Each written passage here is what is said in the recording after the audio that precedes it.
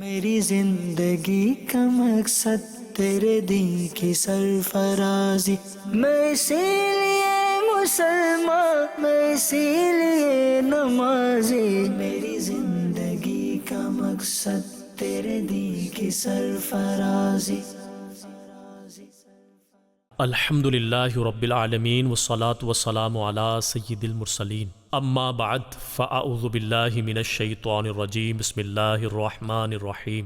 الصلاة والسلام علیک یا رسول اللہ وعلی آلک واصحابک یا حبیب اللہ۔ الصلاة والسلام علیک یا نبی اللہ وعلی آلک واصحابک یا نور اللہ۔ پیارے اسلامی بھائیوں اور مدنی چینل کے ناظرین، پروگرام ہے اسلامی زندگی، اور آج ہم آپ کے سامنے انشاءاللہ الکریم غوث پاک رحمۃ اللہ علیہ کے کردار کے متعلق واقعات بیان کریں گے۔ آئیے سب سے پہلے درود پاک کی فضیلت سنتے ہیں۔ فرمان مصطفیٰ صلی اللہ علیہ وآلہ وسلم ہے، جب جمعرات کا دن آتا ہے اللہ پاک فرشتوں کو بھیجتا ہے جن کے پاس چاندی کے کاغذ اور سونے کے قلم ہوتے ہیں۔ وہ لکھتے ہیں کون یوم جمعرات اور شب جمعہ مجھ پر کثرت سے درود پاک پڑھتا ہے۔ صلو علی الحبیب صلی اللہ علی محمد صلی اللہ علیہ وآلہ وسلم۔ پیارے اسلامی بھائیوں، انشاءاللہ الکریم آج ہم حضور غوث پاک رحمۃ اللہ علیہ کے پاکیزہ کردار اور اس سے حاصل ہونے والے مدنی پھول سننے کی سعادت حاصل کریں گے۔ آئیے سب سے پہلے آپ کا مختصر تعارف سنتے ہیں۔ حضرت سیدنا غوث الاعظم شیخ عبد القادر جیلانی رحمۃ اللہ علیہ کی ولادت باسعادت یکم رمضان 470 سن ہجری جمعۃ المبارک کو جیلان میں ہوئی۔ آپ کے والد محترم کا نام حضرت سیدنا ابو صالح موسیٰ جنگی دوست اور والدہ محترمہ کا نام ام الخیر فاطمہ رحمۃ اللہ علیہا ہے۔ آپ والد کی طرف سے حسنی اور والدہ ماجدہ کی طرف سے حسینی سید ہیں۔ حضرت سیدنا علامہ ابن جوزی رحمۃ اللہ علیہ فرماتے ہیں، حضرت سیدنا شیخ عبد القادر جیلانی رحمۃ اللہ علیہ نے 11 ربیع الاخر 561 سن ہجری میں بعد نماز مغرب بغداد شریف میں وصال فرمایا۔ وصال کے وقت آپ کی عمر شریف تقریباً 91 سال 91 تھی۔ نماز جنازہ شہزادہ غوث اعظم حضرت سیدنا سیف الدین عبد الوہاب قادری رحمۃ اللہ علیہ نے پڑھائی اور لا تعداد لوگوں نے جنازے میں شرکت کی۔ آپ رحمۃ اللہ علیہ کا مزار پر انوار عراق کے مشہور شہر بغداد شریف میں ہے، وہاں دن رات زائرین کا ہجوم رہتا ہے۔ حضرت سیدنا شیخ عبد القادر جیلانی رحمۃ اللہ علیہ فرماتے ہیں، میں شہر کے کھانے کے ارادے سے گرے پڑے ٹکڑے یا جنگل کی کوئی گھاس یا پتی اٹھانا چاہتا، اور جب دیکھتا کہ دوسرے فقراء بھی اس کی تلاش میں ہیں تو میں اپنے اسلامی بھائیوں پر ایثار کرتے ہوئے نہ اٹھاتا بلکہ یوں ہی چھوڑ دیتا تاکہ وہ اٹھا کر لے جائیں اور خود بھوکا رہتا۔ جب بھوک کے سبب کمزوری حد سے بڑھی اور قریب الموت ہو گیا تو میں نے پھول والے بازار سے ایک کھانے کی چیز جو زمین پر پڑی تھی اٹھائی اور ایک کونے میں جا کر اسے کھانے کے لیے بیٹھ گیا۔ اتنے میں ایک اجمی نوجوان آیا، اس کے پاس تازہ روٹیاں اور بھنا ہوا گوشت تھا، وہ بیٹھ کر کھانے لگا۔ اس کو دیکھ کر میرے کھانے کی خواہش ایک دم شدت اختیار کر گئی۔ جب وہ اپنے کھانے کے لیے لقمہ اٹھاتا تو بھوک کی بے تابی کی وجہ سے بے اختیار جی چاہتا کہ میں منہ کھول دوں تاکہ وہ میرے منہ میں لقمہ ڈال دے۔ آخر میں نے اپنے نفس کو ڈانٹا کہ بے صبری مت کر، اللہ پاک میرے ساتھ ہے، چاہے موت آ جائے مگر میں اس نوجوان سے مانگ کر ہرگز نہیں کھاؤں گا۔ یکا یک وہ نوجوان میری طرف متوجہ ہوا اور کہنے لگا، بھائی آ جائیے، آپ بھی کھانے میں شریک ہو جائیے۔ میں نے انکار کیا، اس نے اصرار کیا۔ میرے نفس نے مجھے کھانے کے لیے بہت ابھارا لیکن میں نے پھر بھی انکار ہی کیا، مگر اس نوجوان کے اصرار پر میں نے تھوڑا سا کھانا کھا لیا۔ اس نے مجھ سے پوچھا، آپ کہاں کے رہنے والے ہیں؟ میں نے کہا کہ جیلان کا۔ وہ بولا، میں بھی جیلان ہی کا ہوں۔ اچھا یہ بتائیے، آپ مشہور زاہد حضرت سیدنا ابو عبداللہ صومعی رحمۃ اللہ علیہ کے نواسے عبد القادر کو جانتے ہیں؟ میں نے کہا وہ تو میں ہی ہوں۔ یہ سن کر وہ بے قرار ہو گیا اور کہنے لگا کہ میں بغداد آنے لگا تو آپ کی امی جان نے آپ کو دینے کے لیے مجھے 8 سونے کی اشرفیاں دی تھی۔ میں یہاں بغداد آ کر آپ کو تلاش کرتا رہا مگر آپ کا کسی نے پتہ نہ دیا، یہاں تک کہ میری اپنی تمام رقم خرچ ہو گئی۔ 3 دن تک مجھے کھانے کو کچھ نہ ملا۔ میں جب بھوک سے نڈھال ہو گیا اور میری جان پر بن گئی تو میں نے آپ کی امانت میں سے یہ روٹیاں اور بھنا ہوا گوشت خریدا۔ حضور آپ باخوشی اسے تناول فرمائیے کہ یہ آپ ہی کا مال ہے، پہلے آپ میرے مہمان تھے، اب میں آپ کا مہمان ہوں۔ بقیہ رقم پیش کرتے ہوئے بولا میں معافی کا طلبگار ہوں، میں نے اس طراری حالت میں آپ کی رقم ہی سے کھانا خریدا تھا۔ میں بہت خوش ہوا، میں نے بچا ہوا کھانا اور مزید کچھ رقم اس کو پیش کی، اس نے قبول کی اور چلا گیا۔ آئیے ذکر غوث اعظم جاری رکھتے ہوئے عاشق غوث پاک، عاشق غوث اعظم، امیر اہل سنت، بانی دعوت اسلامی حضرت علامہ مولانا ابو بلال محمد الیاس عطار قادری رضوی ضیائی دامت برکاتہم العالیہ کے عطا کردہ غوثیہ ناروں سے فیضان غوث اعظم سے مزید برکتیں لوٹنے کی کوشش کرتے ہیں۔ سلطان ولایت غوث پاک ولیوں پہ حکومت، غوث پاک شہباز خطابت، غوث پاک فانوس ہدایت، غوث پاک مرحبا یا غوث پاک، مرحبا یا غوث پاک، مرحبا یا غوث پاک۔ صلو علی الحبیب صلی اللہ علی محمد صلی اللہ علیہ وسلم۔ شیخ طریقت امیر اہل سنت بانی دعوت اسلامی حضرت علامہ مولانا ابو بلال محمد الیاس عطار قادری رضوی ضیائی دامت برکاتہم العالیہ فرماتے ہیں اس حکایت میں ہمارے لیے عبرت کے بے شمار مدنی پھول ہیں۔ دیکھیں تو صحیح، ایک طرف ہمارے پیر و مرشد غوث الاعظم رحمت اللہ علیہ ہیں کہ آپ نے سخت تنگ دستی اور فاقہ مستی کے باوجود غذا اور رقم کے معاملے میں بے مثال اثار سے کام لیا، جبکہ دوسری طرف غوث پاک رحمت اللہ علیہ کی عقیدت کا دم بھرنے والے نالائق مرید ہیں کہ بھوکے رہنے کی توفیق تو دور رہی، بالفرض 11ویں شریف کی نیاز کی بریانی ہی سامنے آ جائے تو حرص کا ایسا غلبہ طاری ہو جائے کہ جی چاہے بس سارے کا سارا تھال میں ہی کھا ڈالوں۔ بوٹی تو کجا کسی کو چاول کا ایک دانہ بھی نہ جانے پائے۔ اے عاشقان غوث اعظم، آپ کو جب کبھی دوسروں کے ساتھ مل کر کھانے کا اتفاق ہو، بڑے بڑے نوالے بغیر چبائے جلد جلد نگلنے اور عمدہ بوٹیاں اپنی طرف سرکا لینے کی حرص غالب آئے، اس وقت اپنے پیر و مرشد غوث پاک رحمت اللہ علیہ کی بیان کردہ حکایت کے ساتھ ساتھ یہ فرمان مصطفیٰ صلی اللہ علیہ وسلم بھی ذہن میں دہرا لیجئے، جو شخص اس چیز کو جس کی خود اسے حاجت ہو دوسرے کو دے دے تو اللہ پاک اسے بخش دیتا ہے۔ فیضان سنت جلد اول صفحہ 482 پر مرقوم حضرت سیدنا ابو سلیمان رحمت اللہ علیہ کا عنایت کردہ یہ مدنی پھول بھی قبول فرما لیجیے۔ نفس کی کسی خواہش کو چھوڑ دینا 12 ماہ کے روزوں اور رات کی عبادتوں سے بڑھ کر دل کے لیے نفع بخش ہے۔ میری حرص کی عادت بد مٹا دے میرے غوث کا واسطہ یا الہی۔ صلو علی الحبیب صلی اللہ علی محمد۔ پیارے اسلامی بھائیوں، ہمارے پیارے غوث اعظم رحمت اللہ علیہ عبادت و ریاضت، ولایت و کرامت میں تو اپنی مثال آپ تھے ہی، مگر آپ رحمت اللہ علیہ کا زہد و تقوی میں بھی با کمال تھے۔ دنیاوی مال و دولت کی خواہش مند بالکل نہ تھے۔ اگر کوئی مالدار شخص آپ کو مال و دولت پیش کرتا تو آپ قبول نہ فرماتے۔ چنانچہ شیخ ابو العباس خضر بن عبداللہ حسینی رحمت اللہ علیہ بیان کرتے ہیں کہ ایک رات ہم بغداد میں سیدنا شیخ محی الدین عبد القادر جیلانی رحمت اللہ علیہ کے مدرسے میں تھے۔ ایک خلیفہ آپ کی خدمت میں آیا اور سلام کے بعد عرض کی مجھے کچھ نصیحت فرمائیے، اور مال و زر کی 10 تھیلیاں پیش کی جن کو خادم اٹھائے ہوئے تھے۔ آپ نے فرمایا مجھے ان تھیلیوں کی ضرورت نہیں ہے، مگر خلیفہ نے واپس لینے سے انکار کیا اور قبول کرنے کے لیے اصرار کیا۔ پس آپ نے ایک تھیلی اپنے دہنے ہاتھ میں لی اور دوسری بائیں میں، اور دونوں کو دبا کر نچوڑا تو ان میں سے خون بہنے لگا۔ پھر آپ نے اس خلیفہ سے فرمایا کیا تو اللہ پاک سے حیا نہیں کرتا کہ لوگوں کا خون لے کر میرے پاس آیا ہے؟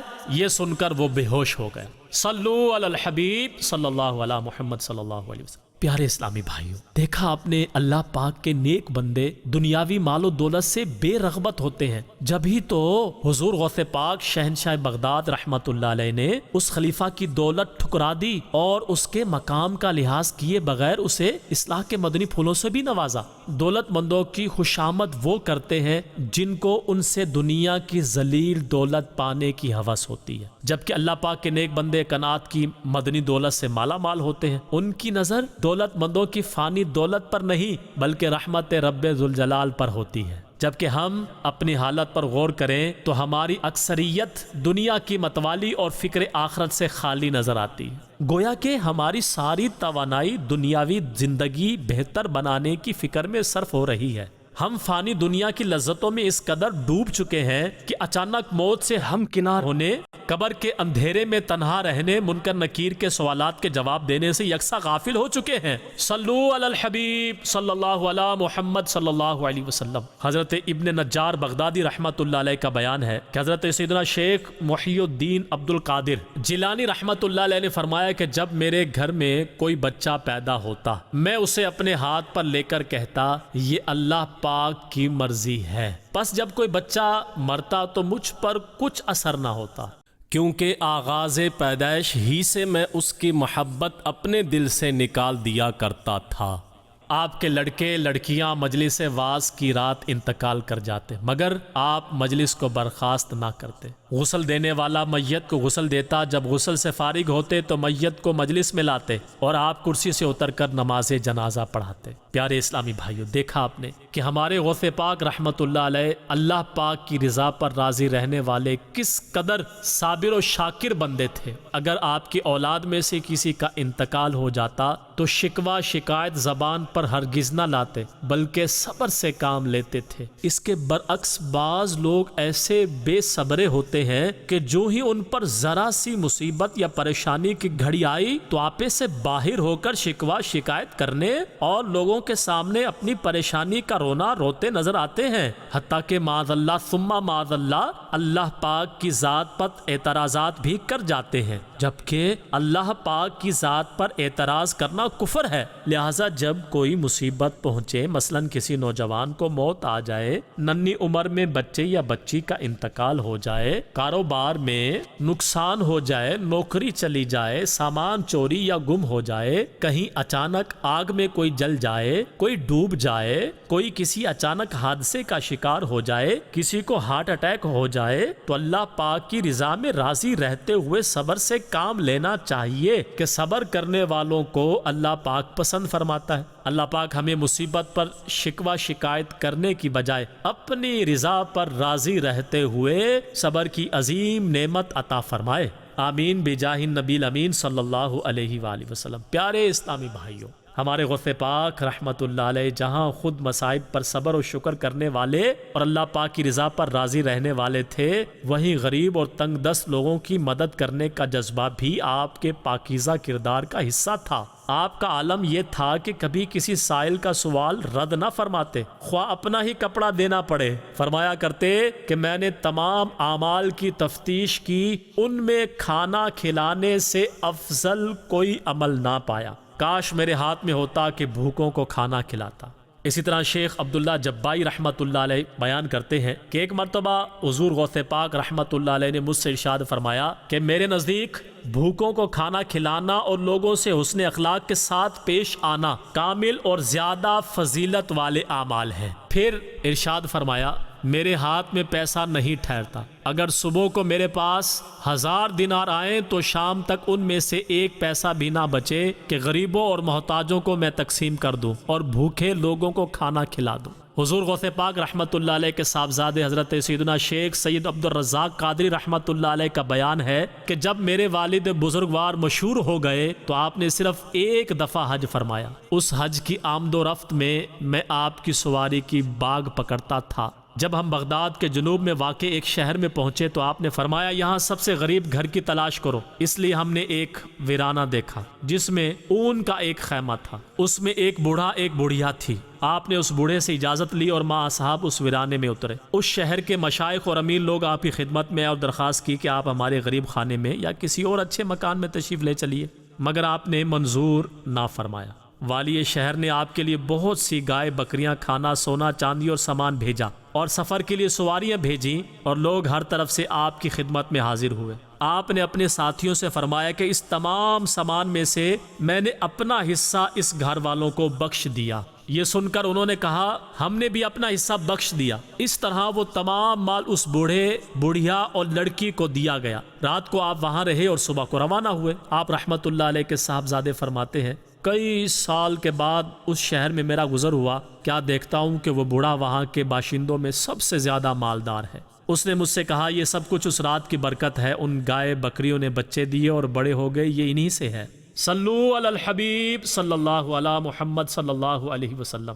ایک دفعہ آپ رحمت اللہ علیہ نے ایک شخص کو کچھ مغموم اور افسردہ دیکھ کر پوچھا تمہارا کیا حال ہے؟ اس نے عرض کی حضور والا دریائے دجلہ کے پار جانا چاہتا تھا، مگر کشتی والے نے بغیر کرائے کی کشتی میں نہیں بٹھایا اور میرے پاس کچھ بھی نہیں۔ اتنے میں ایک عقیدت مند نے حضور غوث پاک رحمت اللہ علیہ کی خدمت اقدس میں حاضر ہو کر 30 دینار یعنی سونے کے 30 سکے نذرانہ پیش کیا، تو آپ رحمت اللہ علیہ نے وہ 30 دینار اس شخص کو دے کر فرمایا جاؤ یہ 30 دینار اس ملاح کشتی چلانے والے کو دے دینا اور کہہ دینا کہ آئندہ وہ کسی غریب کو دریا عبور کرانے پر انکار نہ کرے۔ پیارے اسلامی بھائیوں، دیکھا آپ نے ہمارے غوث اعظم رحمت اللہ علیہ غریبوں اور حاجت مندوں کا کس قدر خیال رکھتے تھے۔ ہمیں بھی آپ کی سیرت و کردار پر عمل کرتے ہوئے غریبوں اور حاجت مندوں کا خیال رکھنا چاہیے۔ اگر کسی مسلمان کو پریشانی یا کسی مصیبت میں مبتلا دیکھیں اور اس کی حاجت پوری کرنے کی استطاعت بھی رکھتے ہوں تو ضرور کوشش کرنی چاہیے۔ جو شخص روتوں کو ہنسائے، پریشان حالوں کی پریشانی دور کرے، محتاجوں کی حاجت روائی کرے، غمگینوں کی غم خساری کرے، بھوکوں کو کھانا کھلائے، بڑا ہی خوش نصیب ہے کہ حدیث مبارکہ میں ایسے شخص کے لیے مغفرت اور جنت کی بشارت اور جہنم سے نجات کی خوشخبری بیان کی گئی ہے۔ اللہ پاک ہمیں اخلاص کے ساتھ مسلمانوں کی خیر خواہی کا جذبہ نصیب فرمائے، محتاجوں پریشان حالوں کی مدد کرنے کی سعادت نصیب فرمائے، خالص رضا الہی والے کام کرنے کی توفیق عطا فرمائے اور ریاکاری کی تباہ کاریوں سے بچائے۔ آمین بجاہ النبی الامین صلی اللہ علیہ وآلہ وسلم۔ صلو علی الحبیب صلی اللہ علی محمد۔ حضرت سیدنا شیخ سعدی شیرازی رحمۃ اللہ علیہ فرماتے ہیں کہ مسجد الحرام میں کچھ لوگ کعبۃ اللہ شریف کے قریب عبادت میں مصروف تھے۔ اچانک انہوں نے ایک شخص کو دیکھا دیوار کعبہ سے لپٹ کر زاروں کتار رو رہا ہے۔ اس کے لبوں پر یہ دعا جاری تھی، اے اللہ اگر میرے اعمال تیری بارگاہ کے لائق نہیں تو بروز قیامت تو مجھے اندھا اٹھانا۔ لوگوں کو یہ عجیب و غریب دعا سن کر بڑا تعجب ہوا، چنانچہ انہوں نے دعا مانگنے والے سے استفسار کیا، اے شیخ ہم تو قیامت میں عافیت کے طلبگار ہیں اور آپ اندھا اٹھائے جانے کی دعا فرما رہے ہیں، اس میں کیا راز ہے؟ اس شخص نے روتے ہوئے جواب دیا، میرا مطلب یہ ہے کہ اگر میرے اعمال اللہ پاک کی بارگاہ کے لائق نہیں تو میں قیامت میں اس لیے اندھا اٹھایا جانا پسند کرتا ہوں کہ مجھے لوگوں کے سامنے شرمندہ نہ ہونا پڑے۔ وہ سب لوگ اس عارفانہ جواب کو سن کر بے حد متاثر ہوئے، لیکن اپنے مخاطب کو پہچانتے نہ تھے، اس لیے پوچھا، اے شیخ آپ کون ہیں؟ اس نے جواب دیا، میں عبد القادر جیلانی ہوں۔ پیارے اسلامی بھائیوں، دیکھا آپ نے کہ حضور غوث اعظم دستگیر رحمت اللہ علیہ کے محبوب اور مقرب ولی ہونے کے باوجود اللہ پاک کی خفیہ تدبیر سے کس قدر ڈرتے تھے۔ جب ولیوں کے سردار کا یہ حال ہے تو ذرا غور فرمائیے کہ ہم گناہ گاروں کو اللہ پاک سے کتنا ڈرنا چاہیے کہ ہمارے تو دن رات گناہوں اور رب پاک کی نافرمانیوں میں بسر ہوتے ہیں۔ یاد رکھیے، خوف خدا کا مطلب یہ ہے کہ اللہ پاک کی بے نیازی، اس کی ناراضی، اس کی گرفت اور اس کی طرف سے دی جانے والی سزاؤں کو سوچ کر انسان کا دل گھبراہٹ میں مبتلا ہو جائے۔ اب ذرا ہم اپنے حال پر غور کریں کہ کیا خوف خدا کے وقت ہماری بھی یہی کیفیت ہوتی ہے؟ کیا اس کی ناراضی سے ہمیں بھی ڈر لگتا ہے؟ کیا اس کی طرف سے دی جانے والی سزاؤں کا سوچ کر ہمارا دل بھی گھبراہٹ میں مبتلا ہوتا ہے؟ اگر ایسا نہیں ہے تو اس کا مطلب ہے کہ ہمیں اللہ پاک سے جیسا ڈرنا چاہیے اس طرح نہیں ڈرتے۔ لہٰذا اللہ پاک کا حقیقی خوف دل میں بیدار کرنے کے لیے دو فرامین مصطفیٰ صلی اللہ علیہ وسلم سنتے ہیں۔ نمبر ایک، جس مومن کی آنکھوں سے اللہ پاک کے خوف سے آنسو نکلتا ہے اگر مکھی کے سر کے برابر ہو، پھر وہ آنسو اس کے چہرے کے ظاہری حصے تک پہنچے، اللہ پاک اسے جہنم پر حرام کر دیتا ہے۔ نمبر 2، جب مومن کا دل اللہ پاک کے خوف سے لرزتا ہے تو اس کی خطائیں اس طرح جھڑتی ہیں جیسے درخت سے پتے جھڑتے ہیں۔ اللہ پاک ہمیں اپنا حقیقی خوف نصیب فرمائے اور اپنی رضا والے کام کرنے کی سعادت نصیب فرمائے، آمین بجاہ النبی الامین صلی اللہ علیہ وآلہ وسلم۔ پیارے اسلامی بھائیوں، آج کے پروگرام کا وقت اختتام کی طرف بڑھ رہا ہے۔ آئندہ ایک نئے موضوع کے ساتھ حاضر ہوں گے، تب تک کے لیے اجازت دیجیے۔ صلو علی الحبیب صلی اللہ علی محمد صلی اللہ علیہ وآلہ وسلم۔ میری زندگی کا مقصد تیرے دین کی سرفرازی، میں اسی لیے مسلمان، میں اسی لیے نمازی۔ میری زندگی کا مقصد تیرے دین کی سرفرازی،